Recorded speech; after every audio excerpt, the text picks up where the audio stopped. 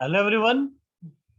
इससे पहले की वीडियो लेक्चर में हमने कन्वोल्यूशनल न्यूरल नेटवर्क के जो दो मेन अप्रोच थे, कन्वोल्यूशन और पूलिंग, जिसमें हमने पूलिंग को कंप्लीट कर लिया, जिसमें हमने डिफरेंट डिफरेंट टाइप के फिल्टर्स को भी देखा कि किस तरह से डिफरेंट डिफरेंट टाइप के फिल्टर्स को यूज करके जो कन्वोल्यूशन लेयर है हमारी इमेज को डिफरेंट डिफरेंट टाइप की इमेजेस में रिप्रेजेंट करता है, और फिर उस इमेजेस को फिर फर्दर हम पूलिंग ऑपरेशन परफॉर्म करके फर्दर क्लासिफाई करते हैं। तो बेसिकली पूलिंग क्या होती है वो आज हम पढ़ेंगे। तो बेसिकली पुलिंग की अगर बात करें तो पुलिंग एक ऐसा ऑपरेशन है जो हमारे इमेज को और रिड्यूस करता है। तो हमारे इमेज को रिड्यूस कैसे करेगा? तो हमारे इमेज में सपोज करिए 10 फीचर है और उसमें से 6 फीचर बहुत ज्यादा काम के नहीं है, तो वो क्या करेगा, उन 6 फीचर को हटा देगा और जो 4 फीचर उनको एक्सट्रैक्ट कर लेगा, निकाल लेगा। यानी हम अपनी इमेज को और भी ज्यादा क्या कर रहे हैं, डिक्रीज कर रहे हैं। ठीक है। तो ये जो प्रोसेस है यही क्या कहलाता है, पुलिंग कहलाता है। तो कह रहा है similar to the convolution layer, the pooling layer is responsible for reducing the spatial size of the convolved feature. यानी कन्वोल्यूशन लेयर के बाद जो हमें फीचर मिले हैं जिसको हम बोल रहे हैं कन्वर्व्ड फीचर, उस फीचर में जो स्पैटियल साइज है उस स्पैटियल साइज को हम क्या करेंगे, और भी रिड्यूस करेंगे। इसको रिड्यूस करने के लिए कह रहा this is the decrease the computational power required to process the data. अगर हम उस पिक्चर की इंफॉर्मेशन को और रिड्यूस करते हैं तो हमारा जो कंप्यूटेशन है वो और भी क्या होगा, कम हो जाएगा। यानी हमारे उस CNN की जो कॉम्प्लेक्सिटी होगी वो और रिड्यूस हो जाएगी through dimensionality reduction. Furthermore, it is useful for extracting dominant feature which are rotational and positional invariant। मतलब हम उसमें से ऐसे ऐसे फीचर निकाल लेते हैं, एक्सट्रैक्टिंग डोमिनेंट फीचर, ऐसे ऐसे फीचर निकाल लेते हैं कि उसके बाद अगर हम अपने इमेज को रोटेट भी कर दें तो भी हम एक्यूरेट इंफॉर्मेशन दे सकते हैं। जैसा कि यहाँ पे आपको फिगर में दिखाया गया है, एक पैरेट की इमेज है जो बिल्कुल सीधी रखी हुई है, दूसरी में पैरेट की इमेज को हमने 90 डिग्री क्लॉकवाइज रोटेट कर दिया है, लेकिन फिर भी यहाँ जो इन्फॉर्मेशन को हम प्रेडिक्ट कर पा रहे हैं पिक्सल इस 2x2 की मैट्रिक्स में, वो बिल्कुल एग्जैक्टली हम मेजर कर पा रहे हैं। तो कहने का मतलब यह है कि हम अगर पूलिंग यूज करते हैं तो पूलिंग में इमेज की रोटेशन क्या है, इमेज की पोजीशन क्या है, इट डजंट मैटर। बिकॉज क्योंकि हम इमेज के यानी जो जो कन्वोल्व्ड फीचर होता है, जो कन्वोल्यूशन लेयर के बाद जो हमारे पास फीचर निकल के आते हैं, उस फीचर पे भी हम क्या करते हैं, और भी ज्यादा एक्सट्रैक्शन करते हैं, और जो हमारे डोमिनेंट फीचर है, ठीक है, उनको क्या करते हैं, निकाल लेते हैं। तो कैसे निकालेंगे डोमिनेंट फीचर को? तो उन डोमिनेंट फीचर को निकालने के दो तरीके हैं। तो पहला तरीका जो है वो है मैक्स पुलिंग, और दूसरा जो तरीका है वो है हमारा एवरेज पुलिंग। तो ये अभी समझते हैं कि बेसिकली मैक्स पुलिंग क्या होता है और एवरेज पुलिंग क्या होता है। तो आपको यहाँ पे देखिए, यहाँ पे 4x4 का एक मैट्रिक्स दिख रहा होगा। ठीक है। ये जो 4x4 का मैट्रिक्स आया है बेटा, ये मैट्रिक्स कन्वोल्यूशन लेयर का आउटपुट है। ये मैट्रिक्स जो 4x4 की मैट्रिक्स है, this matrix is output of convolution layer. तो इस ये जो कन्वोल्यूशन लेयर का आउटपुट था, this output becomes the input of pooling layer. You know that in convolution layer there are two layers, two main layers, convolution layer and pooling layer. तो convolution layer में हमने features को extract कर लिया। अब हम यहाँ पे पुलिंग में क्या कर रहे हैं, उन डोमिनेंट फीचर को और भी ज्यादा रिड्यूस कर रहे हैं, एक्सट्रैक्ट कर रहे हैं। तो जो हमारा कन्वोल्यूशन लेयर का आउटपुट था उसको हम पूलिंग पूलिंग ऑपरेशन में एज इनपुट की तरह यूज करेंगे। जब इनपुट की तरह यूज करेंगे तो हम क्या करेंगे, मैक्स पुलिंग करेंगे। तो अगर हम मैक्स पुलिंग या एवरेज पुलिंग करेंगे, तो सपोज करिए हम मैक्स पुलिंग कर रहे हैं, तो मैक्स पुलिंग में देखिए हमने 2x2 की एक मैट्रिक्स ले रखी है।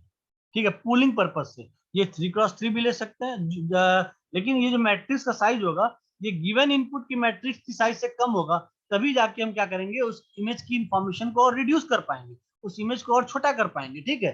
तो यहाँ पे अगर आप देखिए इस मैक्स पुलिंग ऑपरेशन में ये जो हमारा पुल्ड मैट्रिक्स है, जो पुलिंग मैट्रिक्स है, इस पुलिंग मैट्रिक्स को हम इस इनपुट इमेज पे प्लेस करते हैं लाइक दिस। ठीक है।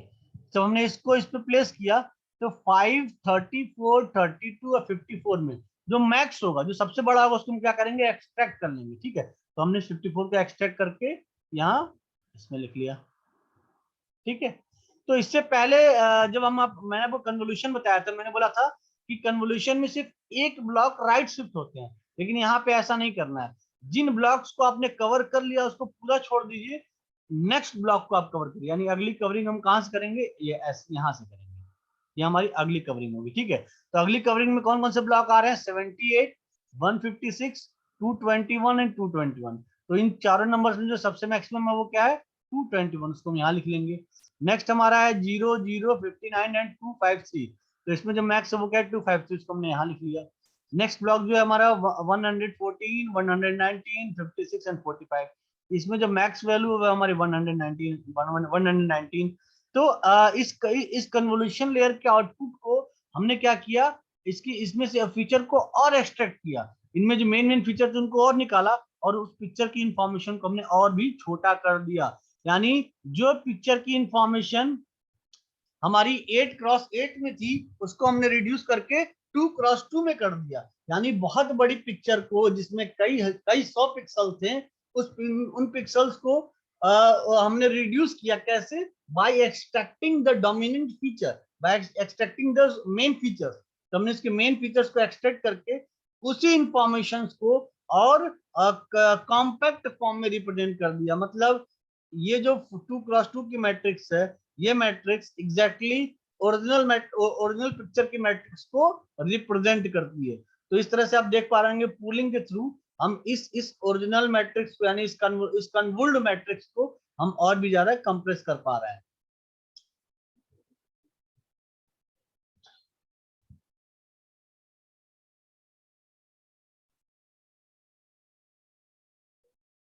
तो ये तो हो गया हमारा pooling process.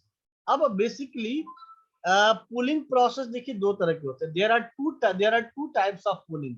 First one is max pooling and second one is average pooling. So what is the difference between max pooling and average pooling?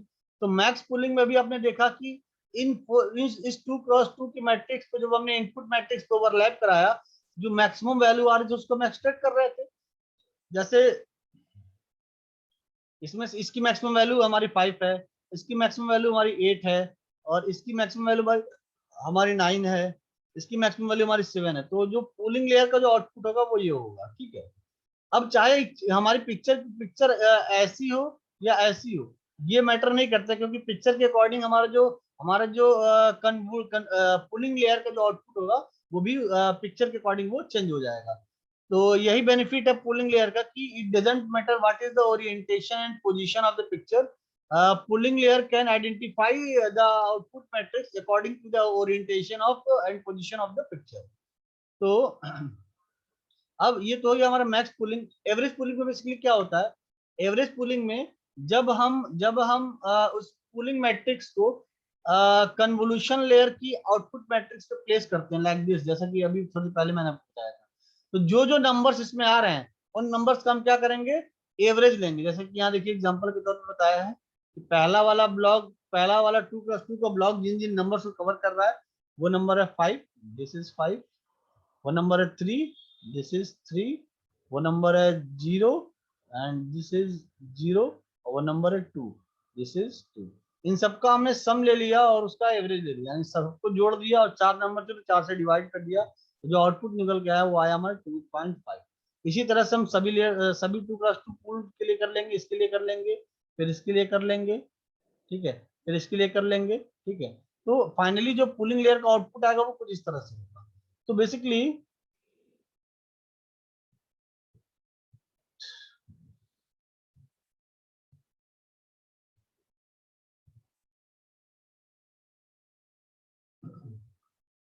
Basically कह रहा है max pooling also perform as a noise suppressant. Noise suppressant का मतलब जो noise है हमारे हमारे convolution layer के आउटपुट मैट्रिक्स में, जो आपने इमेज को कन्वोल्यूशन लेयर से पास किया, तो उसके बाद कन्वोल्यूशन लेयर ने उसको प्रोसेस करके एक आउटपुट दिया, वो आउटपुट मैट्रिक्स के फॉर्म में थी। तो कन्वोल्यूशन लेयर्स के आउटपुट पे जो मैट्रिक्स मिली उस मैट्रिक्स के डेटा में कुछ नॉइस था, उस नॉइस को हम मैक्स पूलिंग के थ्रू रिमूव कर रहे हैं। यहाँ नॉइस का मतलब क्या है? नॉइस का मतलब अगर हमने हमने इस 4x4 की मैट्रिक्स को 2x2 में कन्वर्ट किया, तो इस पहले वाले 2x2 के ब्लॉक में देखिए 5 भी है, 3 भी है, 2 भी है, 0 भी है। तो यहाँ पे 0, 2 और 3 एज अ नॉइस ट्रीट हो रहे हैं, ठीक है। तो इस नॉइसी डेटा को हमने रिमूव कर दिया। जो मेन फीचर था 5, उसको हमने क्या किया? एक्सट्रैक्ट कर लिया। तो कहने का मतलब ये है, हम नॉइसी डेटा को क्या कर रहे हैं यहाँ? सुपरसेंट कर रहे हैं, ठीक है। It discards the noisy activations altogether and also performs denoising along with dimensionality reduction। मतलब हम इमेज की साइज को रिड्यूस करने के साथ ही साथ, देखिए कह रहा है along with dimensionality reduction, image की साइज को रिड्यूस करने के साथ ही साथ activation all together and also perform denoising, हम डीनॉइसिंग को भी परफॉर्म कर रहे हैं। मतलब डीनॉइसिंग करने के साथ मतलब जो नॉइसी डेटा है उसको रिमूव करने के साथ ही साथ हम उस इमेज की डायमेंशनलिटी को भी क्या कर रहे हैं? रिड्यूस कर रहे हैं। मतलब जो इमेज 4x4 की थी उसको हमने 2x2 में भी कन्वर्ट कर दिया, यानी उसके साइज को, उसकी डायमेंशन को रिड्यूस भी कर दिया, और साथ ही साथ जो नॉइसी डेटा था उसको भी हटा दिया। On the other hand, average pooling simply performs dimensional reduction as a noise superseding mechanism. Hence, we can say that max pooling perform a lot better than average pooling. तो यहाँ पे कह रहा है कि अगर मैक्स पूलिंग की अगर बात करें, तो मैक्स पूलिंग जो है नॉइस को तो रिमूव करता ही है, करता है, साथ ही साथ नॉइस उसकी डायमेंशन को भी रिड्यूस करता है। लेकिन जो एवरेज पूलिंग हमारी, जो एवरेज पूलिंग है वो डायमेंशन को रिड्यूस करती है, लेकिन नॉइस को प्रॉपरली वो उतने अच्छे से रिमूव नहीं कर पाती है। इसीलिए मैक्स पूलिंग हमारे लिए सबसे अच्छी मैकेनिज्म है in compare to average pooling. तो यहाँ पे देखिए पूलिंग के रिगार्डिंग हमने हमने यहाँ एक फिगर दिया हुआ है। इस फिगर में अगर आप ध्यान से देखें तो ये पहला वाला फिगर जो है बेटा, पहला वाला फिगर, ये फिगर है output of convolution layer. This figure is output of convolution layer and this figure is output of pooling layer. तो जो ओरिजिनल इमेज थी वो ओरिजिनल इमेज एक दौड़ते हुए घोड़े की थी, जो एक हरे हरे घास पे दौड़ रहा है। तो उस घोड़े की इमेज को जब हमने वर्टिकल एज फिल्टर पे पास किया, देखिए यहाँ लिखा हुआ वर्टिकल एज फिल्टर, जब हमने वर्टिकल एज फिल्टर से पास किया तो क्या करेगा? उस इमेज में जितने भी वर्टिकल्स लाइन होंगे उन सबको आइडेंटिफाई कर लेगा, और जितने हॉरिजॉन्टल लाइन होंगे उनको रिमूव कर देगा। तो इस घोड़े की देखिए, घोड़े का जो पीठ है, घोड़े का पीठ जो हॉरिजॉन्टल लाइन में आएगा लाइक दिस, ये पीठ यहाँ से रिमूव हो चुका है। इसके जो कान है वर्टिकल में आएंगे, देखिए कान आ रहा है। इसका हेड का जो पोर्शन है वर्टिकल में आएगा, ये भी आ रहा है। इसके गर्दन का जो पोर्शन है वर्टिकल में आएगा, ये भी आ रहा है। इसके लेग्स जो है वर्टिकल में आएंगे तो ये भी आ रहे हैं। तो जो भी हॉरिजॉन्टल एजेस थे उस दौड़ते हुए घोड़े की इमेज की, वो क्या हो गए? रिमूव हो गए by using vertical edge filter. तो this image is the output of convolution layer by using vertical edge filter. So now this output of convolution layer becomes the input of pooling layer. So if we apply 2x2 max pooling, if we apply 2x2 max pooling by using this input image, then we can reduce the dimensionality of this figure in this size, as well as we remove the noisy data. So I think you can understand the by using pooling method, we can reduce the dimensionality of the output image information of convolution layer, as well as we remove the noisy data.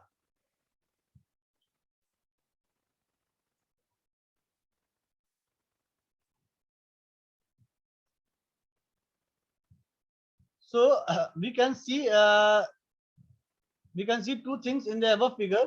First of all, the image size is reduced to its half by taking grouping of 2x2 pixels and only retaining the maximum. Now the image is half bigger. मतलब हमने image की size को छोटा कर आधा कर दिया. The edges we kept when apply the convolution with the vertical edge filter not only are maintained but are also intensified. तो जो हमने कन्वोल्यूशन लेयर को अप्लाई करके वर्टिकल एज फिल्टर लगाया था, और वर्टिकल एजेस को हमने एक्सट्रैक्ट कर लिया था, उसको हम क्या कर रहे हैं, और इंटेंसिफाई कर पा रहे हैं, मतलब उसको और डार्क कर पा रहे हैं, उसको और क्लियरली दिखा पा रहा है। ठीक है, तो यहाँ पे इस फिगर में अगर आप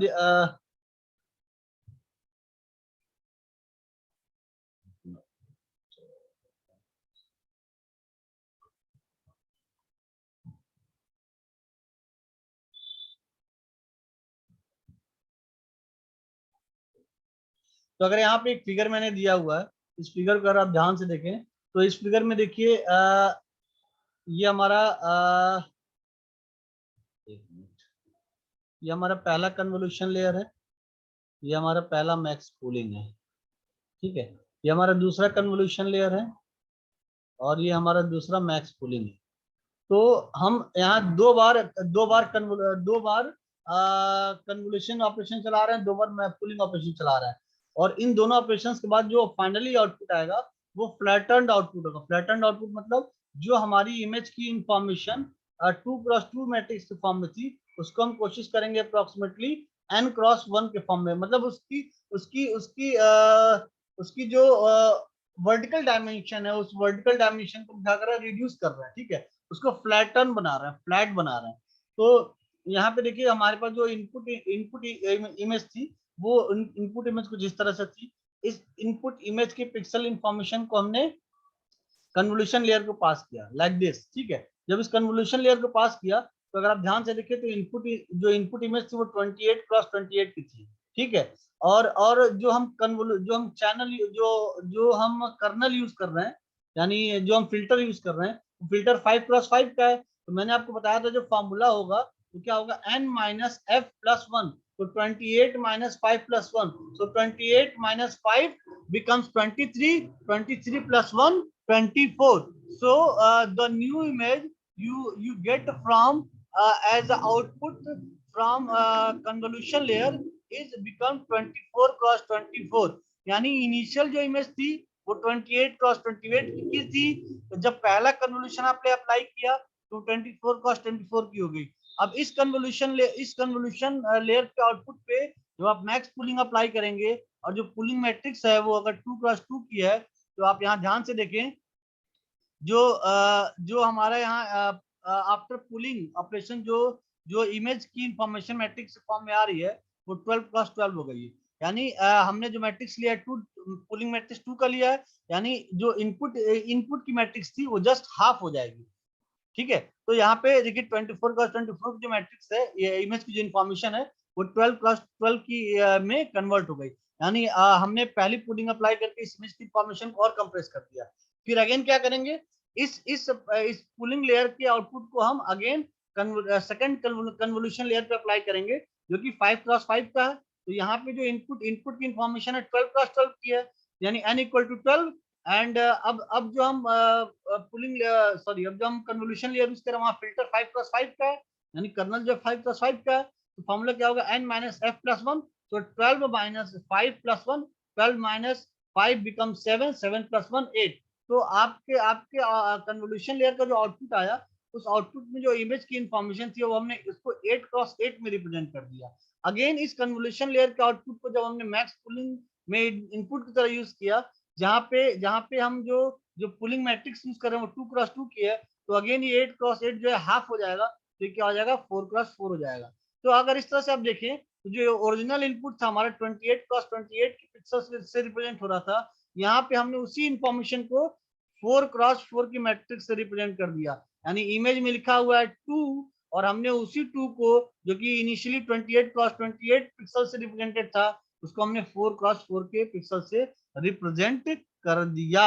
लेकिन लेकिन लेकिन देखिए यहाँ पे जो जो नंबर ऑफ लेयर्स हैं, वो नंबर ऑफ लेयर्स क्या है, इंक्रीज हो गए। कितने हो गए, n2 लेयर हो गए। ठीक है, तो जो लेयर है वो लेयर बढ़ गए, लेकिन उस हर एक लेयर का जो साइज है वो साइज क्या है, यहाँ रिड्यूस हो गया, जिसको हम बोलते हैं फ्लैटन। तो आप ये याद रखिए, कन्वोल्यूशन लेयर में हम ओरिजिनल पिक्चर इंफॉर्मेशन को फ्लैटन्ड करने की कोशिश करते हैं, यानी उसके उसके डायमेंशन को रिड्यूस करते हैं, लेकिन उसमें नंबर ऑफ लेयर क्या करते हैं, इंक्रीज करते हैं। अब हम इस फ्लैटन्ड इंफॉर्मेशन को अप्लाई करेंगे फुल्ली कनेक्टेड नेटवर्क पे, जिसको हम न्यूरल नेटवर्क बोलते हैं। यानी यहाँ तक का जो ऑपरेशन था हमारा, ये इतना ऑपरेशन, ये न्यूरल नेटवर्क में इनपुट की तरह यूज होगा, और अब बाकी ये जो ऑपरेशन है इसको हम हिडन लेयर और आउटपुट लेयर की तरह यूज करके फाइनली उस इमेज की जो भी क्लासिफिकेशन करनी है, उससे जो भी इंफॉर्मेशन निकालनी है, उसको यहाँ पे हम कैलकुलेट करके निकाल लेंगे। तो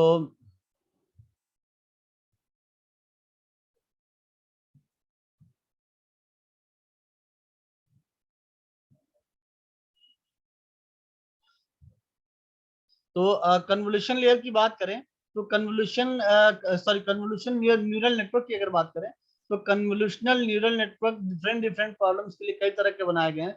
जैसे ली न्यूरल नेटवर्क है, एलेक्स न्यूरल नेटवर्क है, पीजीजी न्यूरल नेटवर्क है, गूगल ली ली नेटवर्क है, रस नेटवर्क है, जेडएफ नेटवर्क है। तो कहने का मतलब है ये कई तरह के ये टाइप्स हैं जो कि यहाँ दिए हुए हैं, जो कि कन्वोल्यूशनल न्यूरल नेटवर्क के टाइप है।